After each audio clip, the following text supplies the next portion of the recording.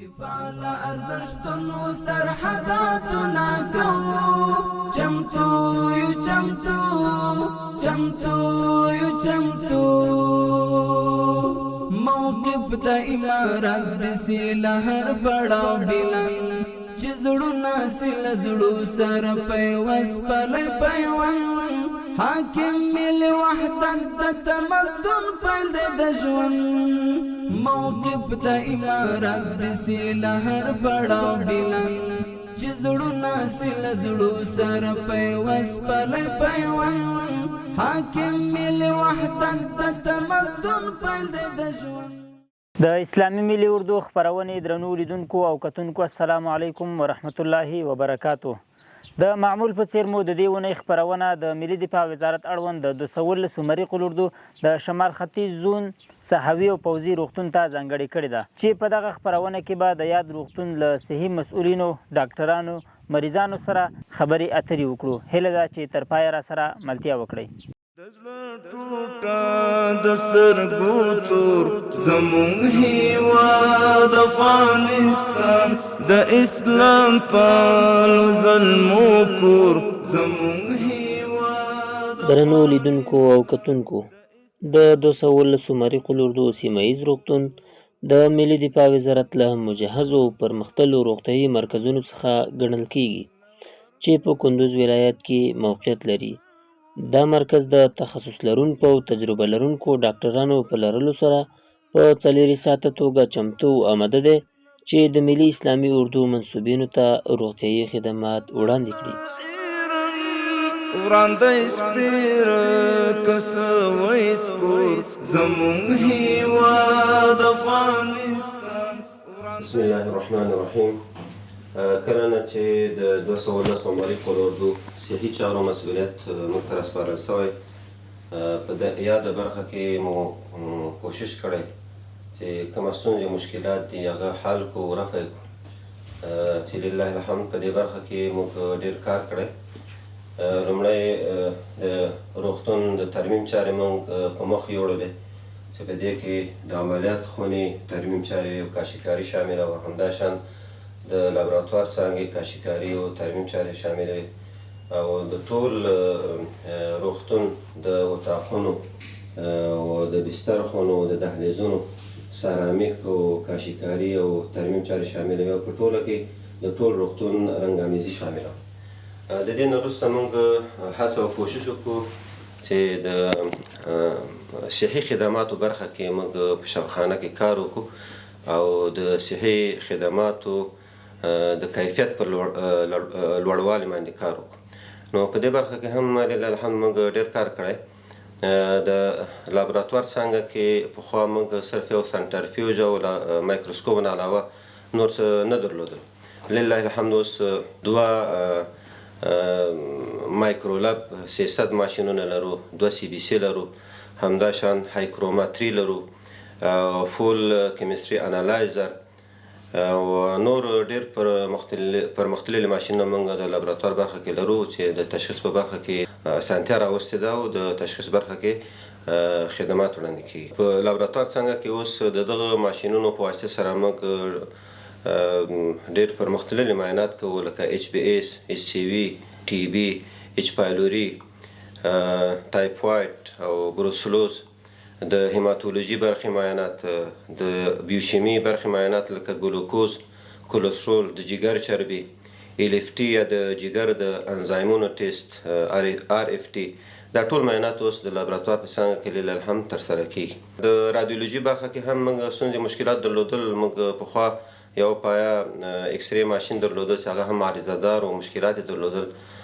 نو موږ پیشنهاد وکړو قومندانۍ صحیه ته موږ ته نوی ډیجیټل اکسرې ماشین اکمال سو، چې د دې په ذریعه سره اوس لله الحمد په یاده برخه کې زموږ مشکلات او ستونزې حل دي. همداشان د التراساوند په برخه کې یو پایه التراساوند موږ درلوده چې هغه هم عارضه دار او مشکل یې درلوده او تشخیص کیفیت یې ډېر ټیټ و. نو موږ ته د مرکز نه بل التراساوند ماشین اکمال سو، چې په هغه سره هم په یاده برخه کې زموږ مشکلات او ستونزې حل دي.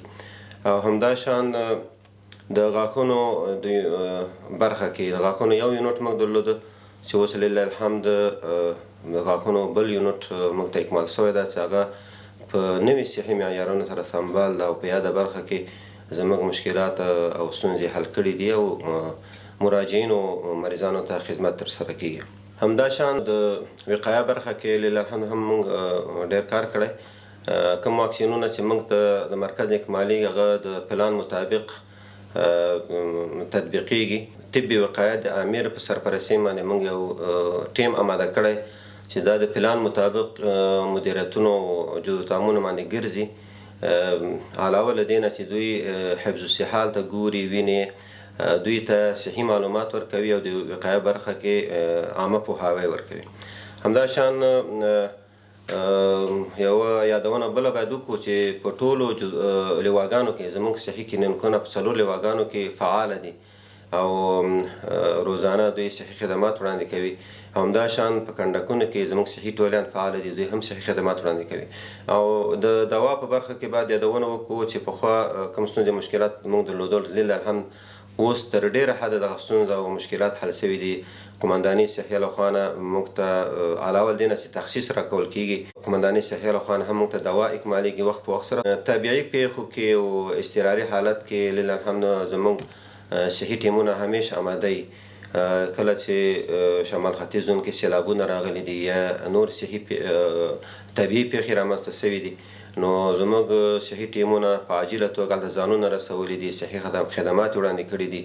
او کوم مریضان چې هلته ساحه کې تداوي وړ نو هغه موږ صحي مرکز ته قلوردو ته په هلیکوپټرو کې را انتقال کړي یا د زمیني لارې نه را انتقال کړي، د دوی تداوي کړې ده. همدا شان د روغتون لپاره شنه ساحه یو نه بیلودونکی مهم عنصر ده چې د مریضانو ذهني سکون او ارامتیا سبب ګرځي. اوس لله الحمد ډېره معیاري ښه شنه ساحه موږ لرو او دا آماده کړې ده چې زموږ مریضان او مراجعین شفاخانې ته مراجعه کوي، مریضان د دوی د ذهني سکون او ارامتیا سبب ګرځي او دوی شنې ساحې نه دوی خوند اخلي. په ټوله کې موږ مصمم او آینده کې مو پلان ده او دا مو ارمان ده چې شمال ختیځ زون کې موږ داسې یو صحي معیاري صحي مرکز ولرو چې زموږ د شمال ختیځ زون د مجاهدینو حتی د عام ولس ټول مشکلات ستونزې دلته حل سي او د دوی تداوي دلته وسي. دوی دې ته اړ نسي تر څو مرکز ته یا نور صحي مراکزو ته مراجعه وکړي او د دوی ټول مشکلات او ستونزې دلته حل سي. د 219 عمري قل اردو د صحت برخه نو الحمدلله ډېرې لاسته راوړنې لري چې په هغې کې د روغتیایي کارونو تنظیمول دي د زون په سطحه باندې، او همدارنګه په ټولو لواګانو کې کلینیکونه فعالول دي چې د هغې کلینیکونو دپاره مختلفې څانګې چې هغه د غاښونو بخش ده، همدارنګه د لابراتوار څانګه ده، نورې بعض څانګې نورې دي چې هغه منظمې شوي دي، برابرې شوي دي، هغې دپاره وسایل ښه پیشرفته یعنې پرمختللي طبي وسایل خریداري شوي دي، ځای په ځای شوي دي. نو اوسه پورې او نور هم هڅې روانې دي. انشاءالله په آینده کې زموږ داسې هوډ ده چې دغه روغتیایي څانګه او برخه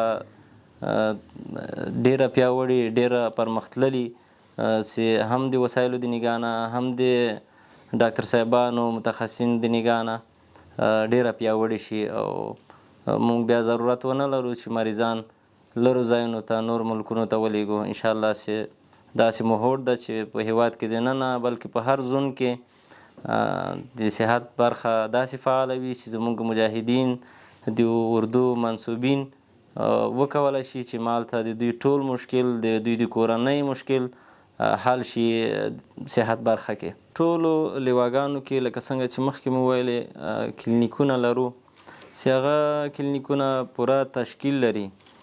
نو په هغې کې ایم ډي ډاکټر صاحبان دي، نرسان دي، بیا رادیولوژي بخش شته ده، لابراتوار یا ټکنالوژي برخه شته ده. نو الحمدلله فعاله هم دي.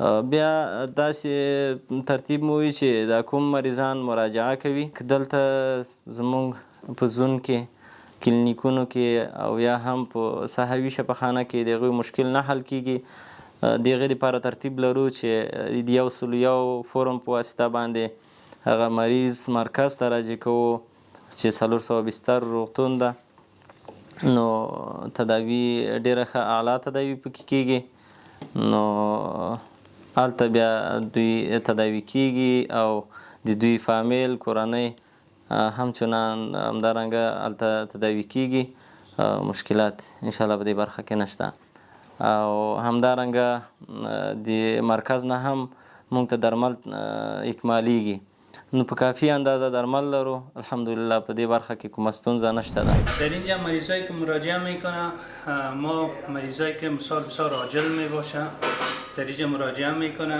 ما برش انتراکت تطبیق میکنیم و سیروم برش تطبیق میکنیم و بعض وقتا که در اینجا به بخیه یا به مو ضرورت میداشته باشه ما برش اینجا بخیه میزنیم و سیرومای انواع سیرومای را که به خاطرش برش تطبیق میکنیم و ECG میگیریم با مریضا و بعض مریضایی که اکسیژن ضرورت میداشته باشه ما برش اکسیژن تطبیق میکنیم هم نیبولایزر برش تطبیق میکنیم و تطبیق باز امپول هست که ما از طریق عضلی یا IV آیم برش تطبیق میکنیم و در ضمن باز مریضایی که اینجا کمک های اولیه ضرورت میداشته باشه ما برش کمک های اولیه را اینجا تطبیق میکنیم بعد از او در کدام بخش مربوطیش که هست مثلا ICU هست ما میتونیم اونجا ریفرش میکنیم و بسترش میکنیم در واردایی که ما داریم در اونجا تقسیمات میکنیم مثال داخله است یا جراحی است در اونجا ما تطبیق انتقالش میدیم و انواع مریضایی که در اوایل که به ما اینجا مراجعه میکنم وضعیتشان خراب است مریضای تروما هستن ما در اینجا میاریمشان کدام کمک های اولیه که هست در اینجا تطبیقات میشه بعد از او باز ما میتونیم در دیگه وارد انتقالش. حاکم مل وحدت د تمدن پیل د ژوند حاکم مل وحدت د تمدن پیل د ژوند ټوټه د سترګو تور زمونږ هیواد افغانستان د اسلام پالو ظلمو کور زمونږ هیواد افغانستان د اسلام پالو ظلمو کور. د دغه مرکز بیلابیلې څانګې عبارت دي له عمومي داخله، عمومي جراحي، بیړنۍ څانګه، ICU، مجهز عملیات خونه، د غاښونو څانګه، پرمختللی لابراتوار، درملتون او د اکسرې برخه. په بیړنیو حالاتو کې دا روغتون د طبیعي پیښو او ترافیکي پیښو له ټپیانو سره هم لازم خدمات وړاندې کوي. د خپل غرور پر نیلی سپور زمونږ هیواد افغانستان د خپل غرور پر نیلی سپور زمونږ هیواد افغانستان د زړه ټوټه د سترګو تور زمونږ هیواد. کم مریضان چې وینټ ته ضرورت لري، کم مریضان چې پس له عملیات راوځي او وضعیت وخیمیږي، مثلا انستیزي وخت کې وضعیت وخیمیږي، موږ ICU بخش کې بستر او هغه مریضان چې تروما یې لیدلي نو بل نافذه تروماګانې مثلا صدرونو کې دوی تنفس نشي کولای، تنفسي سیستم مشکل لري، هغه موږ وینټ ته وصلوو. او کوم مریضان چې مثلا فشار ټیټیږي یا له حد نه زیات فشار جګیږي چې موږ داخله وارد یا عاجل کې نسو کنټرولولی نو ICU ته انتقالوو. عملیات‌های ما در اینجا بخش‌های مختلف هستند. اکستراکشن است، پرکاری طرزهای میدیا، سیکاس، ریکریز است و دیگر پریدنتیت، تداوی پریدنتیت است، دیگر تداوی خود دهان، جاف دهان است، جنجوا است. بخش‌های ترمیم دندان پرکاری مختلف دندان می شود. موادهای مختلف داریم اینجا از طریق عملگم است، کامپوزیت است، سیلیکات است، از عملگم است ترکی از قطعی و مواد ما پر میکنیم. دیگه کشیدن دندان است اینجا ما میکشیم. دیگه دندانایی که فرکچر داشته باشه او را استیک میزنیم، ترمیم میکنیم. دیگه همین بخشا رو ما پیش میبریم فعلا در اینجا فعالیت داریم و همچنان آفسی دهن است یا را تداوی میکنیم، جنجیوایتیس است، آفتوزیس است. همین بخشا مریضایی که با ما میاین ما یا را تداوی میکنیم ان شاء الله. دزبر ټوټه دسترګو تور زمونږ هیواد افغانستان د اسلام پالو ظلمو کور زمونږ هیواد افغانستان د اسلام پالو ظلمو. دا روغتون د 219 مریخ الاردو د منصوبینو او د هغې د کورنیو د روغتیا لپاره ژمن دی او هڅه کوي چې با کیفیته او د باور وړ روغتیایي خدمات وړاندې کړي. د دې مرکز له مهمو برخو څخه یوه مهمه برخه لابراتوار دی چې ټولې معاینې په ډېر دقت ترسره کوي ترڅو ناروغانو ته دقیق او مؤثره درملنه وشي. زکات آزاد او سمسور زمونږ هیواد افغانستان زکات آزاد او سمسور زمونږ هیواد افغانستان. په دغه لابراتوار کې تقریبا موږ څو قسمه ماشینونه لرو چې د هغوی په وسیله موږ کولی شو پیشرفته معاینات اجرا کړو، لکه سیاست مایکرولاب چې هغه باندې موږ کولی شو د شکر ناروغي، د وینې چربي، د جګر چربي او د جګر انزایمونه پرې وګورو لکه AFT او بعضې نور معاینات لکه د بیشیمي بخش باندې موږ د ګردو د بخش معاینات کوو، یوریا په نوم باندې، کریاتینین په نوم باندې، بیوین په نوم باندې ډېر پیشرفته معاینات دلته اجرا کېږي. او بل بخش موږ همدغه مایکرولاب باندې د کلسیم معاینه کوو چې د هډوکي دغه اندازه معلومیږي پکې. او یو بل ماشین موږ اوس نوی فعاله کړی په دې لابراتوار کې د CBC په نوم باندې دی، یا هیماتولوژي انالایزر کمپلیټ بلډ کاونټ چې په هغه باندې موږ کولی شو تقریبا د وینو د حجراتو مکمل کاونټ یا حساب چې هغه په ناروغیو کې د تشخیص لپاره ډاکټرانو سره ډېره همکاري کوي هغه کولی شو اجرا کړو. نو بل سیرولوژي بخش کې موږ کولی شو دلته د تور زیړي معاینه، د سپین زیړي معاینه، د ایچ پایلوري معاینه یا د معدې مشکل او د TB ټیسټ تبرکلوز په څو پیشرفته طریقو باندې موږ کولی شو اجرا کړو. یو TB ټیسټ ګورو په سترپ باندې او بل موږ کولی شو دلته TB تبرکلوز په پیشرفته شکل باندې د سینې تبرکلوز لکه اسید پاست باسیل AFB د مایکروسکوپ له طریقه په سلاید کې تشخیص کیږي یا موږ یې مثبت راپور ورکوو. دا کوو او نور امکانات هم شته دي. نوي ماشینونه راغلي دي، اوس موږ نصب کړي نه دي تر اوسه پورې، تقریبا یو هفته کېږي د مرکز نه موږ ته سپلای شوي دي، لکه کیمستري فول کیمستري انالایزر چې هغه کولی شي په یو وخت کې تقریبا څو معاینې په لوړ کیفیت او په کم وخت کې او د کمپیوټر له طریقه یې موږ اجرا کړو چې هغه ته هیڅ موږ ضرورت نشته چې موږ همیشه د ماشین سره مصروفه شو، فقط سامپل د وینې ورکوو او نور هغه کار په خپله کوي، ټول معاینه تشخیص کېږي. او یو ماشین بل راغلی دلته موږ تقریبا اوس یې نصب کړی نه ده، د آیکروما په نوم باندې آیکروما 3 چې په هغه باندې هورمون ترافي کېږي لکه LH FSH او ویټامین D3 پې ګورو. یو بل معاینه ده د زړه د قلبي مشکل چې کوم مریضان ولري CKMB ورته وایي MB هغه معاینات پې اجرا کوو. او ایچ پایلوري اندازه د معدې مشکل په ډېر پیشرفته طریقه چې دلته نه کېدی، اوس خوشبختانه دا ماشین دلته فعاله شوی دی، هغه په اندازه باندې موږ د ایچ پایلوري مثبت قطعي راپور مثبت او په اندازه باندې چې څو درجې د موږ راپور ورکوو. او یو بل ماشین هم راغلی دی اوس تقریبا نصبوی چې الکترولایت یا د بلډ ګیس په نوم دی، هغه د وینې غازات معاینه کولی شي.